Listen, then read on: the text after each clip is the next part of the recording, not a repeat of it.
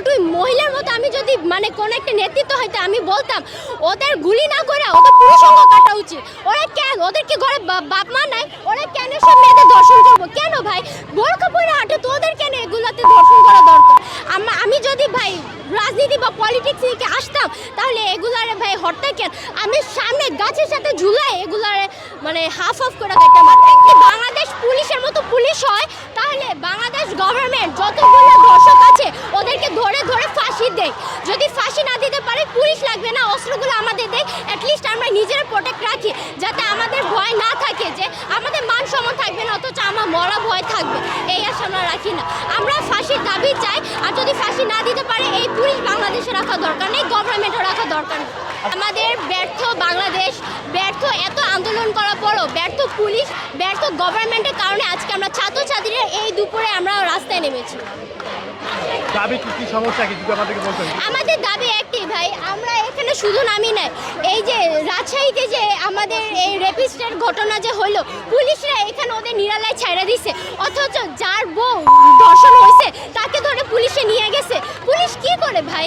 আমার কথা, বাংলাদেশের জনগণ এই যে আন্দোলন করলো, আমি ক্লাস যখন 10-এ এসএসসি পরীক্ষা দেই, আমি 5 তারিখে গণ অভ্যুত্থানে আমি একা গেছি, আমার বাবা মা ছাড়তে চায় নাই আমাকে একা। আমি নারায়ণগঞ্জ থেকে এই গণ অভ্যুত্থানে আমি এই শেখ হাসিনাদের বাসায় আমি গেছি 5 তারিখে আন্দোলনের জন্য, যেদিন ও দেশ থেকে পালাইছে। এই দেশ থেকে পালানোর পিছনে কতটা আন্দোলন, কতটা রাগ, কতটা দুঃখ, কতটা কষ্ট বাবা মার পিছনে ছাত্রছাত্রীরা করছে, এগুলো কি ভাই জলে ভেসে যাবে?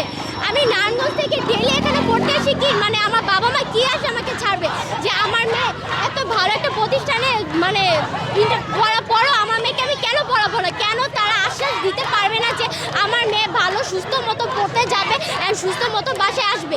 ভিক্টোরিয়া ক্লাসিকে পরশুদিন ডাকাতি হয়েছে, আমার বাবা মা আমাকে কিভাবে এত দূরে প্রতিষ্ঠানে, কি কি কারণে ভাই? আজকে আমাকে দেখেন, আমি ইউনিফর্ম পরিহিত একটা মেয়ে পড়তে যাই, এখন যদি একটা ছেলে বা কোনো পুরুষ মানেই খারাপ, পুরুষ মানেই ভালো, সব পুরুষ যে খারাপ হয়, সব পুরুষরাই যে ভালো হয় সেমন তো কোনো কথা না। আপনি পর্দা করে মসজিদে, আমি বলি এই যে ব্রাহ্মণবাড়িয়া নাকি একটা মেয়ে মাদ্রাসা স্টুডেন্ট, ও বাসে যেতে দিলে ওরা ধর্ষণ করছে কেন? মেয়ের কি দোষ? মেয়ে তো পর্দা করো, ওর মা কান্তাছে, ও হাফেজ, কোরআনের হাফেজ, ওকে কেন ধর্ষণ করলো? ওর কি ড্রেস আপের খারাপ? না, ও তো দিনের পথে চলো, ওরা কেন ধর্ষণ করলো? আজকে শাহবাগীদের কথা আমি বলবো না, যারা আউটডোরে খোলামেলা মেয়েরা চলাফেরা করে ওদের ধর্ষণ করে, বাংলাদেশি নেটিজেনরা বলবে যে হ্যাঁ ওর ড্রেস আপ খারাপ বা ওর এটা খারাপ, এর জন্য ওকে ধর্ষণ করছে বা ছেলেরা সিরিয়াস হয়েছে, এটা মানা যায়। বাট যারা পর্দা করে, যারা মাদ্রাসায় পড়ে, তাদের কেন ধর্ষণ করে ভাই?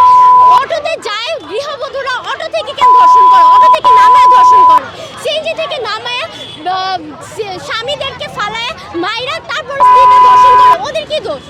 তাহলে ধর্ষণে